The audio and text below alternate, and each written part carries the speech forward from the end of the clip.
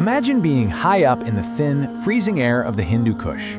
Picture those ancient, treacherous mountain passes. They're literally the arteries of the ancient world. You've got these massive caravans of exhausted merchants trudging through the snow, right? They're hauling silk, fragrant spices, heavy gold, intricately carved ivory. But they aren't just moving cargo. Tucked away in those saddlebags and passed along in campfire conversations were the secrets, the stories, and the fiercely different beliefs of entirely separate worlds. And out of all the dust and chaos of those ancient trade routes, a single, silent artifact actually managed to survive.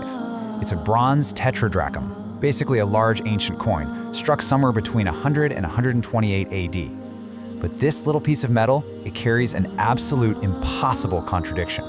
It is literally a physical snapshot of two completely different universes colliding.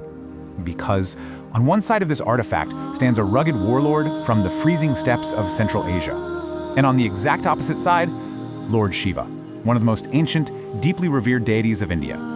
Now, cultures mixing over time isn't exactly a shocker, right?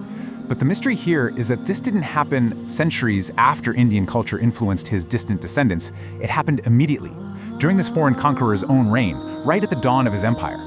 So what on earth is going on here?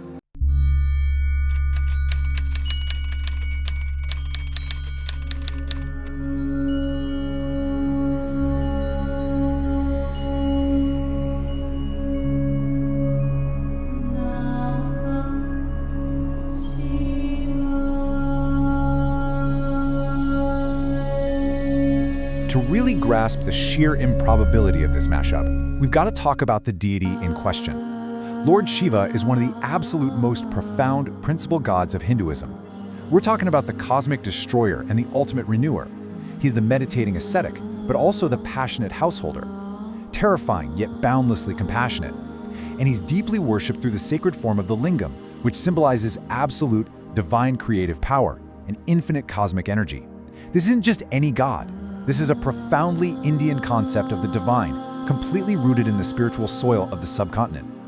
Okay, now contrast that deeply rooted ancient Indian deity with the guys who actually minted this bronze coin, the Kushans. They started out as a nomadic tribe known as the Yotzi, living thousands of miles away from India. Around 165 BC, they were actually pushed out of the borders of China. They were rough, horse-riding nomads driven west by constant warfare and sheer survival.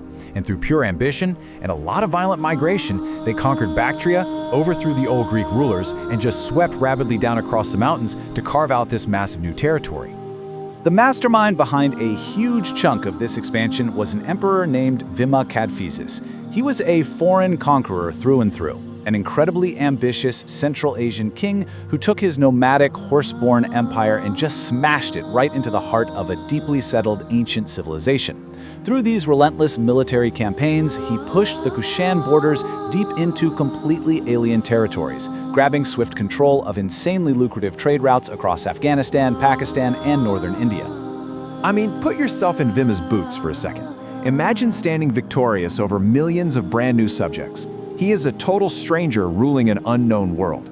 Everywhere he looks, he's seeing sprawling ancient cities, wealthy merchant classes he doesn't understand, ascetic monks, incredibly influential priests, and these grand, towering temples dedicated to gods he literally had never heard of growing up. He was a stranger king, suddenly in charge of a vast, ancient agrarian society. So, as a conqueror in a strange land, you've got a critical choice to make. You can try to rule by the sword alone, which, let's be honest, is exhausting and incredibly dangerous. Or you can try to win the minds and hearts of the people you just conquered. When a foreign emperor suddenly embraces a fiercely local religious tradition, it begs a fascinating question. Was this a genuine act of personal devotion, or was it just cold, calculated political strategy from a guy trying to legitimize his brand new empire? Let's actually look closely at the front of this bronze artifact to see exactly how he presented himself. Right here, we see the king standing proudly in heavy Central Asian winter gear, a long tunic, thick trousers, big boots, and he's making a sacrifice over a small altar. There's a trident battle axe nearby, along with a club and his nomadic clan mark, the tamga. And surrounding all of this is a somewhat crude inscription in Greek.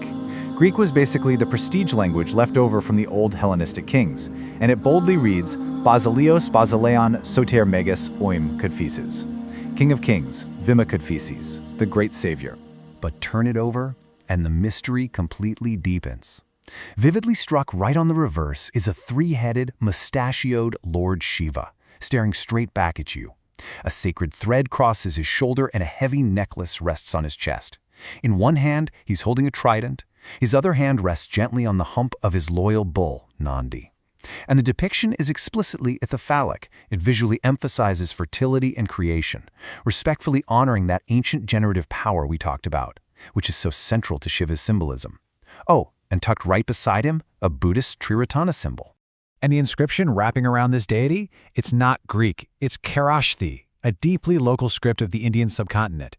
It translates to proclaim Vima Kadphises as Maharaja, Rajadiraja, great king, king of kings.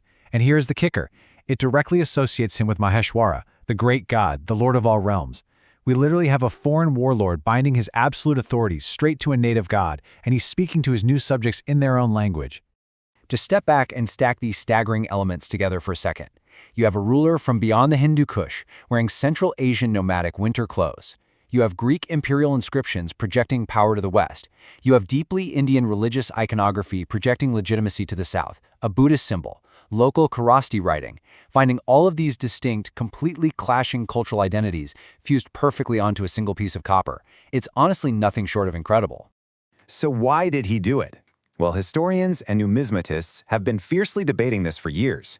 Some argue it was profound personal devotion, that Vima Kadphises genuinely converted to Shaivism. But others?